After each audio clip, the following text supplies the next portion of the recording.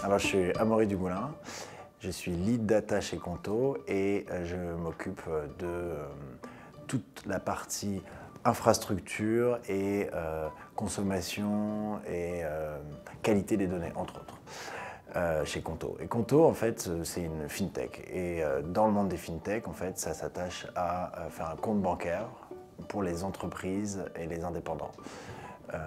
On appelle ça une néobanque parce que c'est totalement en ligne et qu'on met vraiment l'accent sur le service client. La data chez Conto, ça irrigue plusieurs pans du business, en particulier la détection de fraude, en fait, pour être vraiment crédible et pour avoir un haut niveau de qualité et de crédibilité et de rigueur, de compliance, en fait, on essaie de détecter la fraude au mieux. Et la data est critique là-dedans, en fait.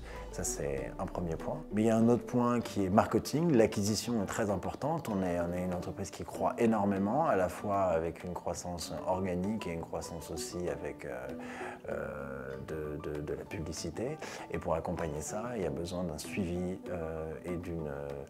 et d'un ajustement quotidien. Et la data est critique pour arriver à cela. Et enfin, il y a tout le pilotage stratégique avec de la business analyse, de la business intelligence qui aussi repose sur la donnée. Pourquoi est-ce qu'on s'est tourné à un moment avec Snowflake, chez Snowflake, mais en fait au sens plus large vers une solution de data warehousing, c'est qu'on a été face à pas mal de problèmes. On avait des requêtes longues à terminer en fait. On n'arrivait pas à boucler les analytics en temps et en heure. On avait un problème de données éparpillées, c'est-à-dire que les requêtes allaient interroger plusieurs bases avec des mécanismes qui n'étaient pas du tout robustes.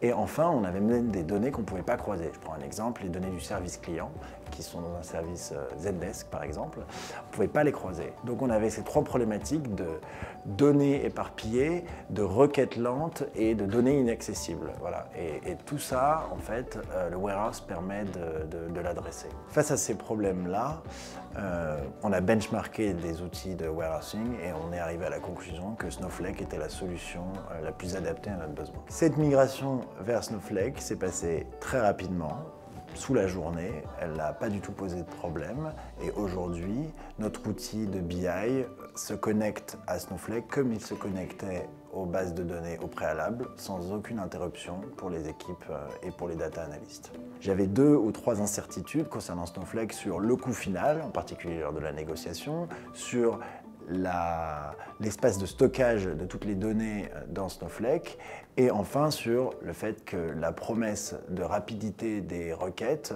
allait être livrée. J'avais fait des données synthétiques, j'avais pu faire des tests, mais rien ne remplace la mise en production. Alors pour tous ces points-là, pour le coût final, les requêtes prenant moins de temps, mon analytics reste tout à fait dans les clous et je respecte mes crédits.